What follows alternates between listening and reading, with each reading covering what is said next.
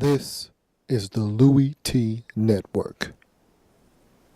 In the lab room. Exclusive.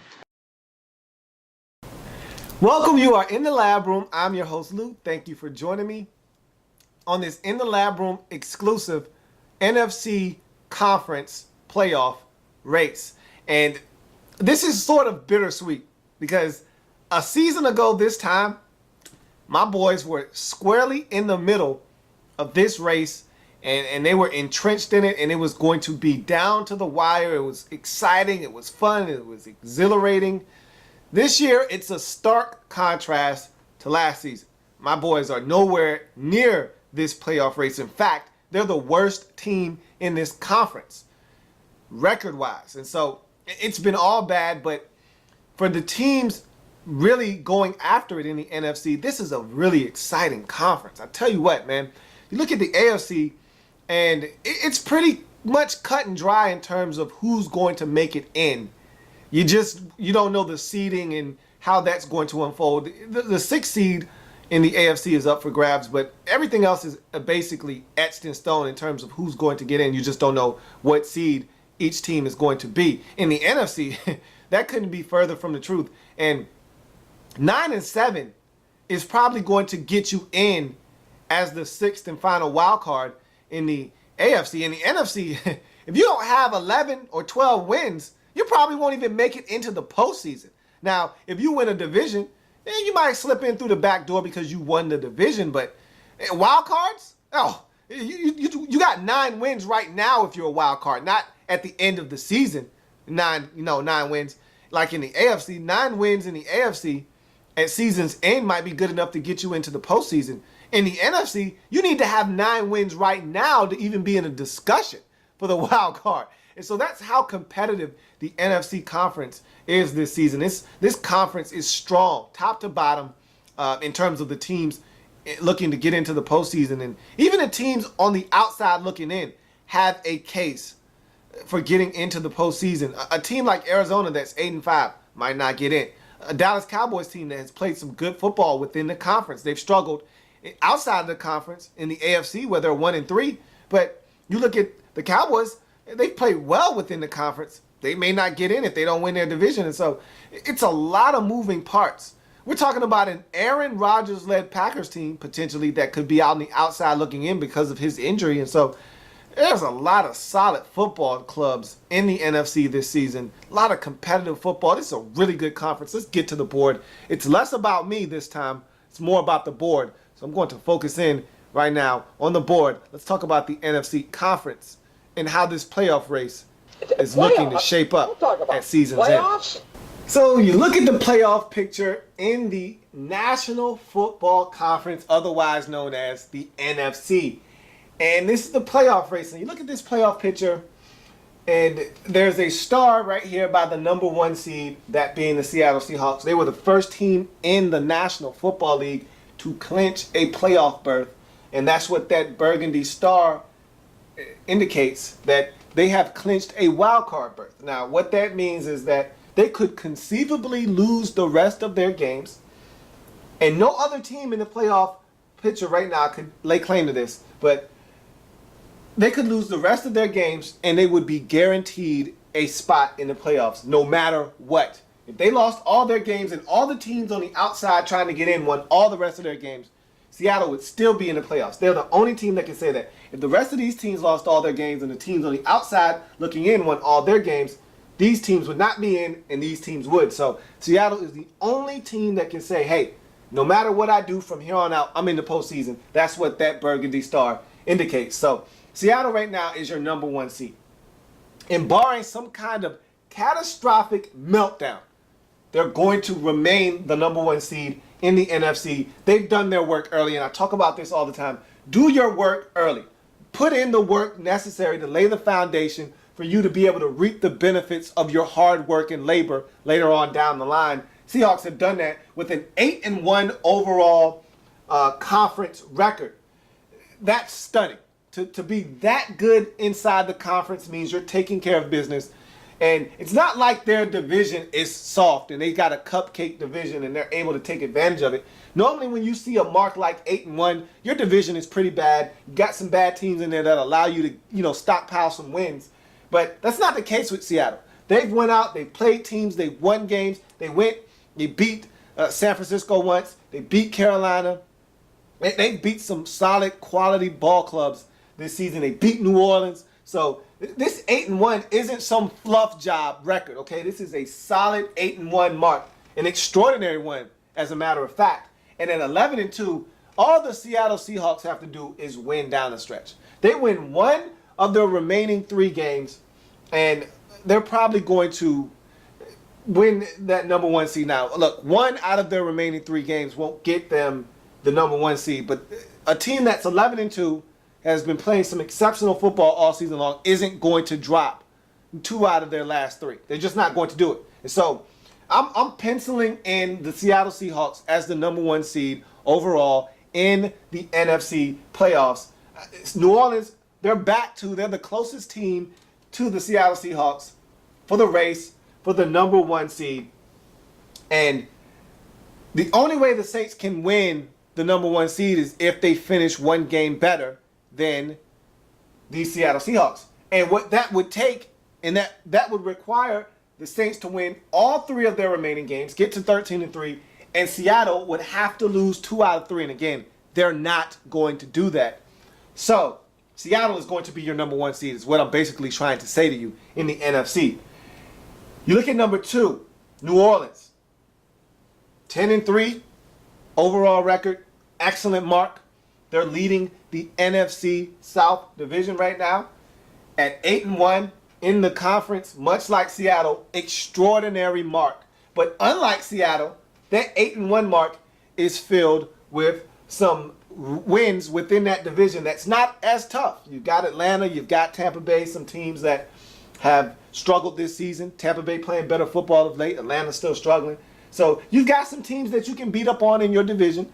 And they've been able to take advantage of that. But let's not take anything away from New Orleans. They beat a lot of these teams looking to try to do some things in this playoff hunt. They've beaten the Carolina Panthers. They've beaten the San Francisco 49ers. They've beaten the Arizona Cardinals. They've beaten the Dallas Cowboys. So they've beaten a lot of teams on this list. So let's not make it out to seem like this 8-1 record is a lot of fluff. Because much like Seattle, it's not. This is an extraordinary mark, and they've done their work, much like Seattle. They've done their work early on in the season, which now allows them to sit back and enjoy the fruits of their labor. They're probably going to get a first round bye by being the number 2 seed in the NFC playoffs. Now, much like the Denver Broncos, Kansas City Chiefs dynamic in the AFC, the New Orleans Saints aren't safe quite yet because they have someone knocking on the door in their division in the Carolina Panthers, a team that they have to go to their place in week number 16 and see if they can get another victory and sweep that season series. If they cannot, all the Saints have to do is win their other 2 remaining games on the season against Tampa Bay and against St. Louis, and they will still be divisional champs, even if they drop that week 16 matchup to Carolina because of their records within the conference. New Orleans is at 8-1. Carolina is at 7-3 within the conference. And so by virtue of that, even if New Orleans were to lose to Carolina and drop to 9-2 by the time those 2 meet, if they were to beat St. Louis in week number 15, Carolina can't make up the ground that they have lost because Carolina has 3 losses within the conference. That's why the conference record is so important, because if we come down to tiebreakers, that's what they're going to look at. So Saints right now are sitting pretty. They're in a position that they'll probably get a first round bye. You'll have to come to New Orleans if you want to get to that championship game out in Seattle. If Seattle is around when that game comes, you got to go through New Orleans to get there first. And so it looks like that's how it's going to be. I think this NFC conference is top heavy, and these 2 teams are going to be your 1 and 2 seeds respectively. I don't see the Panthers being able to unseat the Saints as the number 2 seed. The Panthers really needed to win that game in New Orleans. They had opportunities early in that football game. They let it slip away. So the Saints are going to probably be your number 2 seed because I don't see them losing to St. Louis. I don't see them losing to Tampa Bay. Again, both of those games are games that could get away from the Saints, but at home against Tampa Bay, that one is highly unlikely. The one that is a trap game, the one that if you're a Carolina Panthers fan, you're hoping, you're praying that they lose, is this one in Week 15 versus the St. Louis Rams, a defense that can get after Drew Brees, force the issue, force him into some mistakes, get pressure on him. Those type of teams always cause Drew Brees problems. That's a trap game. If you're the Saints, you take care of that one. I think you've got this division wrapped up in a nice little doggy bag if you take care of business in week number 15. So I think Saints and Seahawks are going to be your top 2 seeds getting the first round byes in the NFC postseason. You look at the number 3 seed, Philadelphia Eagles. This is essentially a one bid division, and that's the NFC East.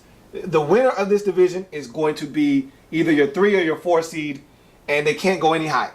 And it's a 2-team race in the NFC East between the Philadelphia Eagles, who are at 8-5, and they're 7-2 in the conference. So, I mean, you look at the Eagles and what they've been able to accomplish. This 8-5 mark, it's okay. It's not great. But this 7-2 mark is outstanding in the conference. And again, you beat the teams within your division. If you're going to lose football games, lose them outside of the conference. And that's what the Eagles have done. 3 of their 5 losses have come to the AFC West teams. The Denver Broncos, the Kansas City Chiefs, the San Diego Chargers have all beaten the Philadelphia Eagles. But that's okay because those are AFC football teams. They've taken care of business within the conference, and that bodes well for the Philadelphia Eagles when it comes down to, tiebreaker time. They're sitting pretty right now with that 8-5 mark, but more importantly, that 7-2 mark in the conference. They're your 3 seed right now. The Eagles are playing some hot football. Winners of 5 straight. I just don't see them losing this division. All they have to do is take care of business down the stretch, and they will be your 3 seed or potentially your 4 seed, depending on how Detroit fares and how the Eagles finish up this season. If they win out and go 11-5, they will be your 3 seed in the NFC conference. Will the Philadelphia Eagles? I see the Eagles winning this division and ultimately it being your 3 seed. And this is why I think they'll be your 3 seed, because if Detroit, who is currently the 4 seed in the NFC, wins this division, and they have a strong possibility of doing so, at 7-6 overall and 6-4 within the conference, not bad, not great, but not bad either. The Lions, if they were to win the NFC North division, Eagles have already beaten them. So even if these 2 teams finish tied, Eagles would still have the nod over them by virtue of the win in week number 14 in the snow game.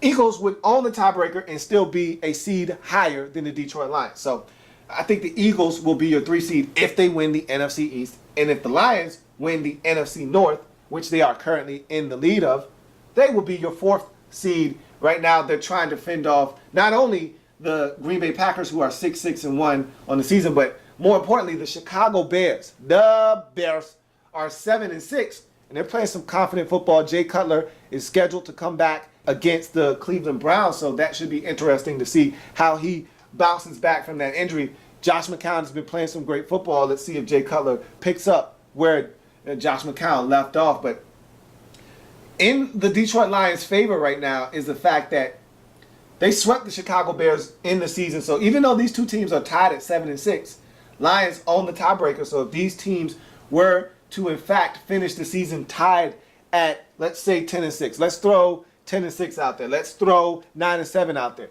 If 9-7 wins this division, and both of these teams finish 9-7, Detroit owns the tiebreaker over the Chicago Bears by virtue of sweeping them in the season series. So Lions have a distinct advantage right now, but they are fading fast in this division are the Detroit Lions. And the Packers are somebody that you cannot discount.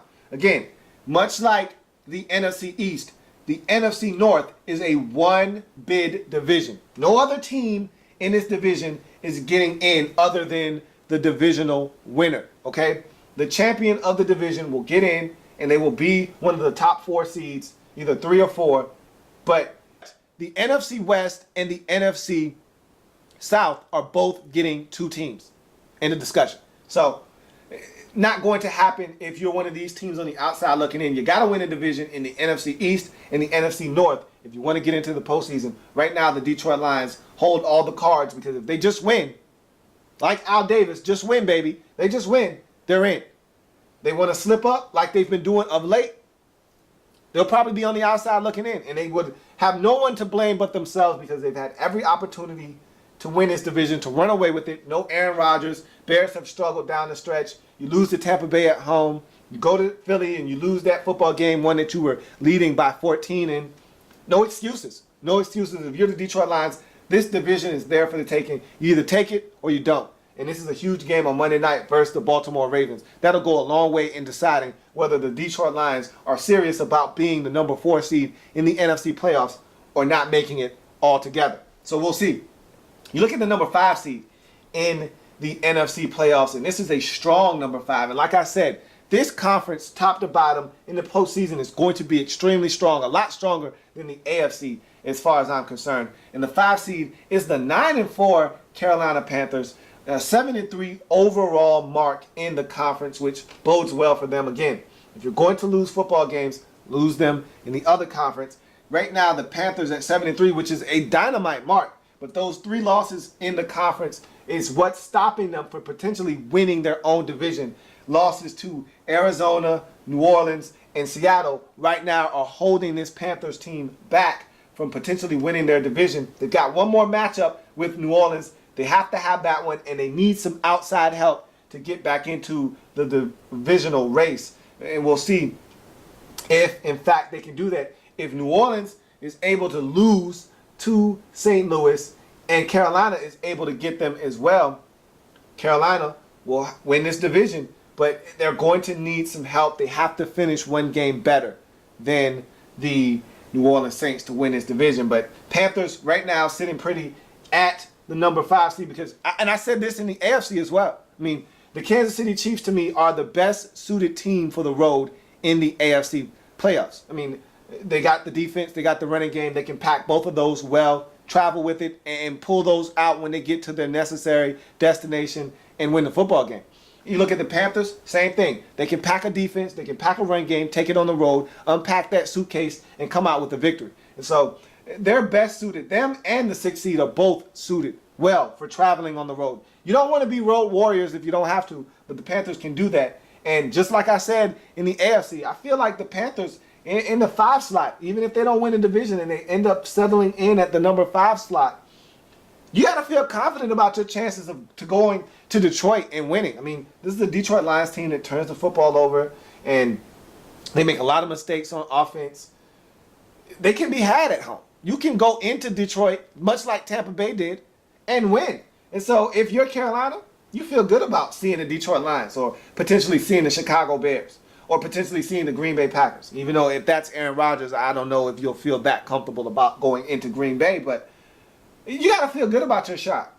And, you know, if you're the Panthers and say the Eagles or the Cowboys drop down in this 4 seed, you got to feel good about being able to play one of those teams and feeling like you got a legitimate shot at winning that game. So if you're the Panthers, whether you get in as the 2 seed or the 5 seed, shouldn't make you any bit of difference. You're in the postseason and you're a dangerous team, whether you're home or you're away. You would much rather be home, but right now circumstances have been dictated that you're not going to be home unless you get some help and you take care of business yourself. You've put yourself in a hole now where you need help. You never want to rely on anyone else to do your dirty work for you, but that's where you are now. You have to take care of your own business first and foremost, and then you need a little bit of outside help. But either way, these Panthers are going to be in the postseason this year. You look at the 6 seed, nothing's guaranteed here, okay? Nothing's guaranteed to these 49ers at 9-4 and 6-3 in the conference. They just got to win. And much like Carolina, you know, these 2 positions right here, nothing's guaranteed to these teams. And here's why. If you're Carolina, 2 weeks ago, this looked like it was wrapped up. You were going to be in the postseason. You weren't going to have anybody over here, you know, beating down your door trying to get you out of the postseason. But if you're Carolina, Arizona beat you earlier in the season. They were the last team, as a matter of fact, to beat you before you jumped on an 8-game winning streak that saw you, you know, finally have it snapped in New Orleans on Sunday Night Football in Week 14. So Arizona owns the tiebreaker over you. They're currently 1 game behind you. If you slip up and you lose another game, and I don't think you will, I think you're going to clean the plate, finish up 12-4, along with New Orleans, but it won't be enough to win the division. But if you can finish up the season at 12-4, you'll get in.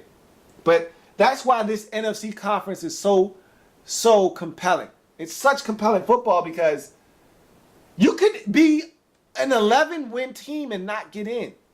I mean, that is asinine to me to think that you could possibly win 11 games, go 11-5, and not get in. And that could be the case for the Arizona Cardinals. They could win 11 games and not get into the postseason, which is asinine. Same with the 49ers. They could win 11 games and not get in.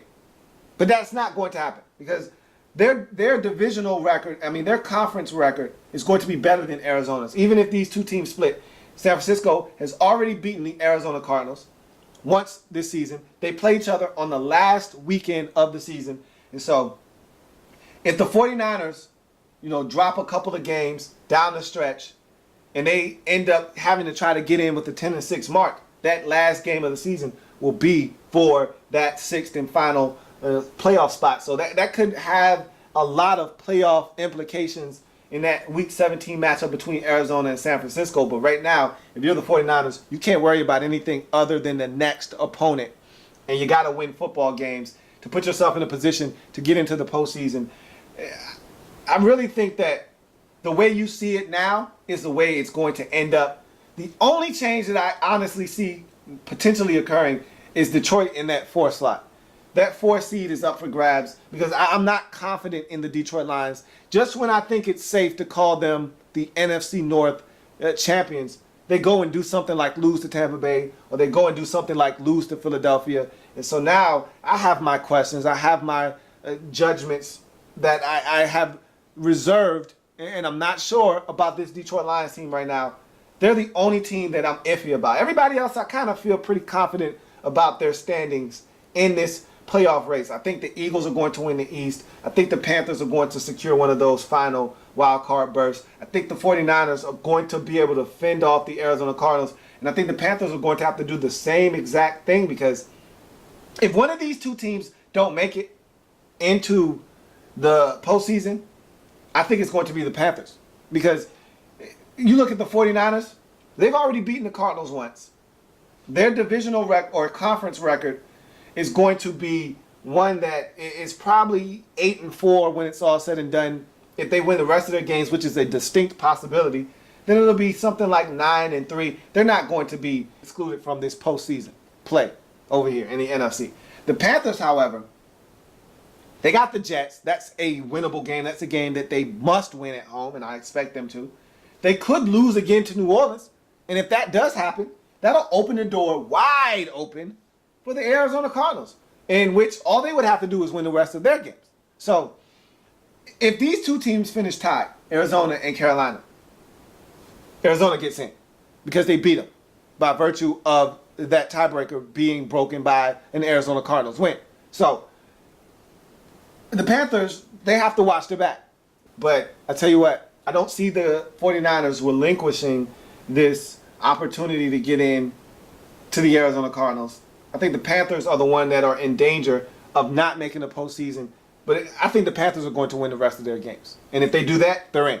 So they don't have anything to worry about. But again, it's mind-boggling that an 11-win team could potentially miss the postseason in the NFC. That's how diabolical this conference is right now. You look at the Arizona Cardinals. I basically broke down how they can get in. They just need to win. They need to win out, get to 11-5, and see what happens. That's the best case scenario for them. 11-5 would mean they would have beaten this 49ers football team in Week 17. They've got a tough schedule, though. They got to go to Seattle. I just don't see the Cardinals going to Seattle and winning, and I think that's what's going to stop them. This conference record at 5-5, just not enough. You didn't do enough work early on in the season to put yourself in a position to get into the postseason. I don't see the Cardinals getting in. That's why I feel like this slate here from top to bottom is going to be intact, with the exception of the Detroit Lions. I have my doubts about them. I reserve judgment on them, however, but I just don't see the Cardinals being able to win all 3 of their remaining games to get in. I see them being on the outside looking in. You look at the Bears, I talked about their situation and what it will take for them to get in. They need to finish 1 game better than the Detroit Lions. They were swept by the Lions in the regular season series. And so they need to finish one game better. And if they can do that, and again, if you're the Bears, you need to win the rest of your games, and that would include a win over the Green Bay Packers at home in Week 17.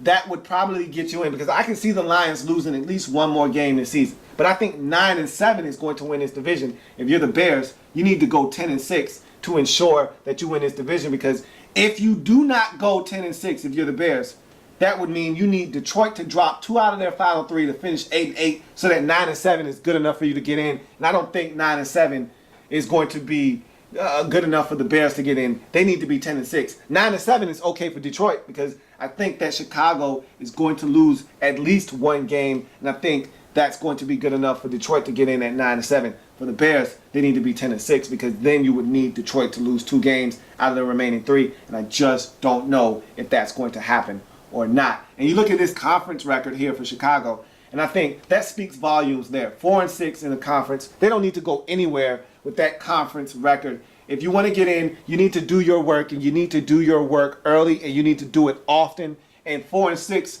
it screams at me that this Bears team has been inconsistent inside of the conference, and that doesn't bode well for them trying to get in to the NFC playoffs. You look at the 9th seed right now, the 9th team in this conference, the Dallas Cowboys at 7-6. Again, their only way in is to take the Eagles out and insert themselves by winning the NFC East. 6-3 mark within the division. Not bad at all. In fact, that's a really solid number. You look around, and that's where everyone else is that's in the playoff picture. So, you look at all these teams that are on the outside looking in, and you look at their conference records, they're all bad or average in the case of the Arizona Cardinals. You look at Dallas's record in the conference, and it's 6-3. They've played some exceptional football within this conference, and they've done some things that would lend themselves to really think that, hey, they should be in. But you look at some of the losses that they've had this season where they could have won, and you kind of scratch your head.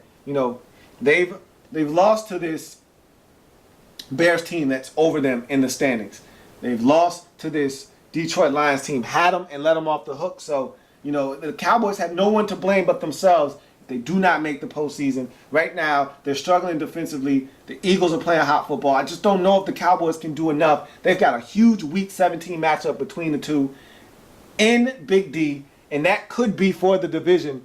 If Dallas wins out, they win the division. If the Eagles win out, they win the division. It's as simple as that. The Cowboys drop another game before then, and the Eagles win the 2 games leading up to that game, and the Cowboys drop one more, Eagles would have clinched the division. They don't even need that last game. So we'll see how that plays out, and if Week 17's matchup between the two teams will be for the division. You look at the 10th and final team in the NFC playoff race, the Green Bay Packers at 6-1. Overall, 4-5-1 in the conference. The Green Bay Packers really, they're not that far behind, but it just seems unrealistic for this team. Aaron Rodgers, he's practicing, but he still hasn't been cleared. Look, if Aaron Rodgers isn't playing, this team isn't going to the postseason. End of discussion. There's nothing to talk about. And I don't think Aaron Rodgers' future is worth mortgaging for a season where I don't think this Green Bay Packers team is that good anyway. They have found a running game, but this defense to me lacks that thump that you need to really make some noise in the NFC playoffs. And so I don't know if he's worth risking. And so I just feel like I don't think the Packers are going to make the playoffs this season. But again, with one win, a Lions loss, a Bears loss, the Packers are in first place. So you can't discount these guys. You can't. But going to Chicago Week 17, that's going to be a tough proposition. Even if Aaron Rodgers does play, even if he is healthy, that's going to be a tough win for the Green Bay Packers. So I just don't see the Packers getting in, but they could. But 4-5-1, not good. Not very good in the NFC conference. And so I just don't know. But again, much like the NFC East, the NFC North, one bid league. And so that division, only getting one team. So whether it's the Lions, the Packers, the Bears, oh my, somebody's got to go from this division. If I had to take a stab at it, looking at these teams, If you made me choose, I'd take the Detroit Lions. Give me the Detroit Lions because you got Minnesota in week 17. That's a winnable game. You got the season series over Chicago. You've already played the Packers. You split with them. Your divisional record or conference record is better than the Packers and the Chicago Bears. I just think the Lions have done enough early on in the season to put themselves in a position that if they win down the stretch, they'll get in. I think 9-7 from Detroit will be good enough to win this division. That's what I'm predicting, that this playoff picture in the NFC stays exactly the way it is from 1 to 6. I think no one moves from where they are. I think Seattle is your 1 seed. New Orleans is your 2 seed. Philly is your 3 seed. Detroit is your 4 seed. Carolina is your 5 seed. San Francisco is your 6th and final seed in the NFC. And if that, in fact, is the case, you could go ahead and start looking at matchups, for a wild card weekend. Philadelphia hosting San Francisco. That could be farewell to the Eagles right away. Detroit hosting Carolina. I would take both road teams in that situation. Who knows? We'll see. I mean, the Eagles are playing such good football that would be an interesting matchup because the way Nicholas Foles and this Eagles offense is playing, that would be a great matchup. Really, really, really good defense versus a high-powered offense like the Philadelphia Eagles. We can only hope that that's what we get. I mean, I can't wait. That's the NFC playoff picture in a nutshell. A lot of teams on the outside looking in, trying to get in, and anything could happen. Again, Dallas could take the Eagles by storm and win that division. Detroit could be upstaged by Chicago or Green Bay. Carolina could, falter down the stretch, lose to New Orleans at home, and have Arizona steal that last and final, wild card berth from them. San Francisco could struggle down the stretch and see Arizona steal a spot from them. So you just don't know. You really just don't know. But I think I have a firm grasp of what is going to occur in the NFC, and I think the way it is the way it will stay. So I thank you for joining me on this In the Lab Room exclusive, breaking down the NFC playoff race.